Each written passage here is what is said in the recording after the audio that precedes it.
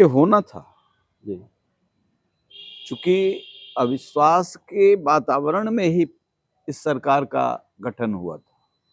चाचा भतीजा का जो तल्ख बयान और उसके बाद सत्ता के लोभ में एकत्रित होना, अब इसके लिए नीतीश कुमार जिम्मेवार हैं या नहीं हैं, कहीं कमिटमेंट ललन सिंह का होगा कि हम सत्ता छोड़ेंगे और केंद्र की राजनीति में जाएंगे। तो इसमें लालू यादव जी बड़े खिलाड़ी हैं और उन्होंने कैलकुलेट किया होगा कि नीतीश कुमार सत्ता छोड़ने वाले भी नहीं हैं, केंद्र में जाने वाले भी नहीं हैं। तब उन्होंने सहारा लिया और ललन सिंह का सहारा लेकर के आगे बढ़ने का प्रयास किया।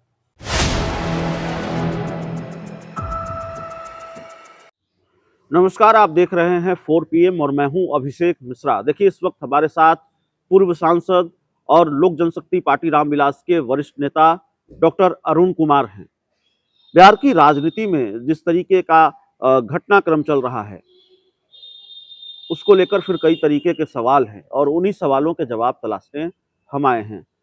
सर, 2024 में लोकसभा चुनाव होने हैं और 2024 आ गया।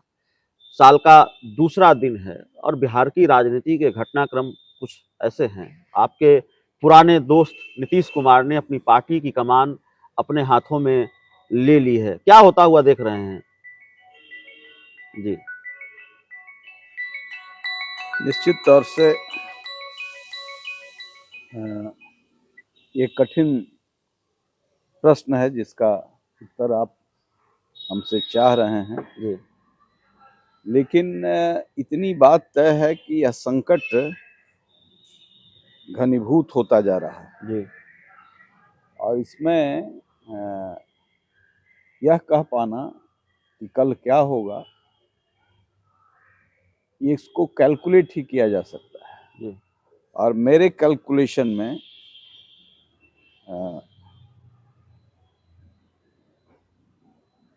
ऐसा है कि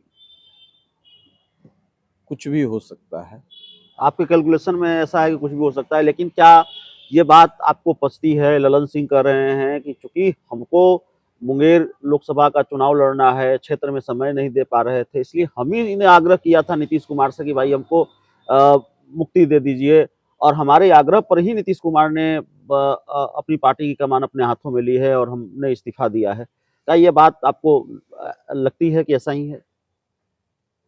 देखिए, ये जो इन दोनों का जो रिश्ता है, वो रिश्ता एक आत्मा और दो शरीर का है। जी।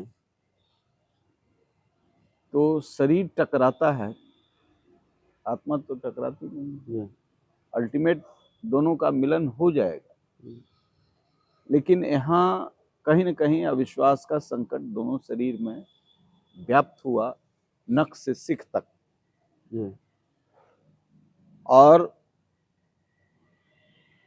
शरीर अलग हुआ है, आत्मा एकत्रित है, संगठित है, इसलिए कि इस आत्मा का भी कहीं से स्रोत है, कोई जड़ चेतन इसमें भी एकत्रित करने में लगा रहता है।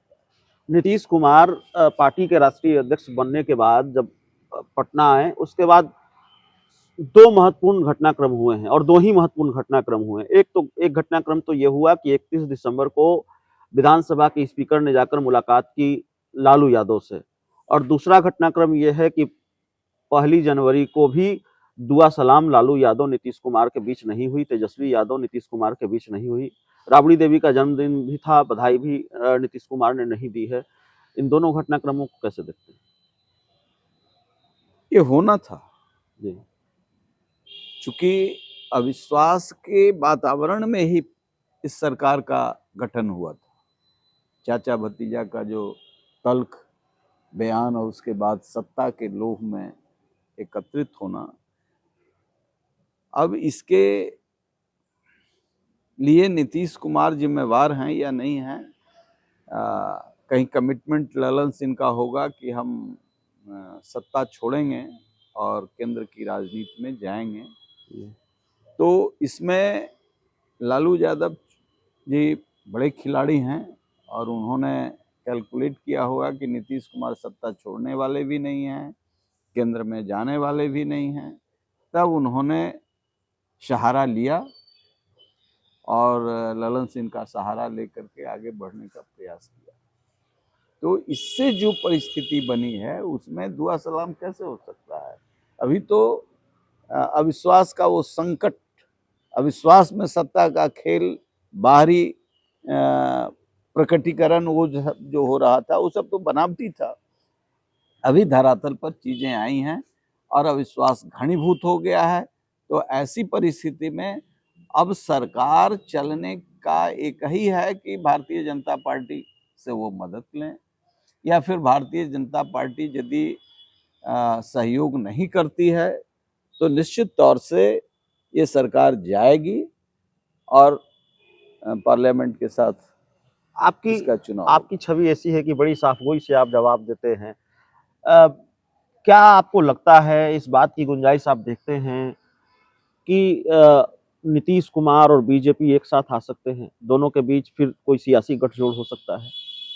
देखिए, नीतीश कुमार को बीजेपी लेने के लिए तैयार नहीं है, जी। लेकिन नीतीश कुमार के पास कोई विकल्प नहीं है। तो यदि सरेंडर करते हैं तो बीजेपी को लेने में क्या दिक्कत है? लेना चाहिए। इसलिए लेना चाहिए कि राजनीति का ये डिमांड है।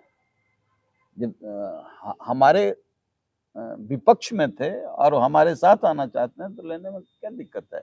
लेकिन हाँ, उस स्टाइल में जैसे पहले बराबरी के तौर पर आए, यदि वैसा लेते हैं तो उससे भारतीय जनता पार्टी को भी हानि होगी। आप चिराग पासवान की पार्टी के सबसे वरिष्ठतम नेताओं में से एक हैं, बिहार की राजनीति के सबसे बड़े चेहरों में से एक हैं और आप एक तरह से ये बात कह रहे हैं कि अगर नीतीश कुमार बीजेपी साथ आए तो फिर दिक्कत नहीं है, बशर्ते कि वो बीजेपी की शर्तों पर साथ आए। देखिए, चिराग पासवान की पार्टी को नीतीश कुमार ने खत्म किया जी। और चिराग पासवान ने भी नीतीश कुमार को औकात में ला दिया। जी। आज के डेट में चिराग पासवान नीतीश कुमार से भारी नेता है। जी। तो नीतीश कुमार से कहाँ खतरा है? कोई खतरा नहीं है, एक गठबंधन में रह सकते हैं। ये तय मैं नहीं करूंगा, लेकिन मैं जब राजनीतिक कैलकुलेशन करता हूं तो मैं ये कह रहा हूं कि इससे चिराग पासवान के सेहत पर कोई अंतर पड़ने वाला नहीं है, इसलिए कि चिराग पासवान इमर्ज किए अपनी ताकत के साथ और आज एक बड़ी ताकत के रूप में बिहार की राजनीति में फैक्टर हैं।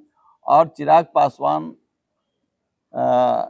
इस जो पुनर्जागरण और राष्ट्रवाद की एक जो सशक्त प्रक्रिया चली है उसके साथ हैं, तो उसमें नीतीश कुमार कोई मैटर नहीं। हाजीपुर वाला मामला कब तक सुलझ जाएगा? सुलझा हुआ है। सुलझा हुआ है। आपकी पार्टी के खाते में ये सीट जा रही है? बिल्कुल। पशुपति पारस ने तो वहां से तैयारी शुरू कर दी है, वो कह रहे हैं दुनिया की कोई ताकत मुझे लड़ने से नहीं रोक सकती। लड़ने से कोई किसी को नहीं रोक सकता है जी, परिणाम से रोक सकता है। चलिए, तो हमारे साथ लोक जनशक्ति पार्टी रामविलास के वरिष्ठ नेता पूर्व सांसद डॉक्टर अरुण कुमार थे। इस पूरी चर्चा में, इस पूरे इंटरव्यू में इतना ही। बहुत बहुत धन्यवाद।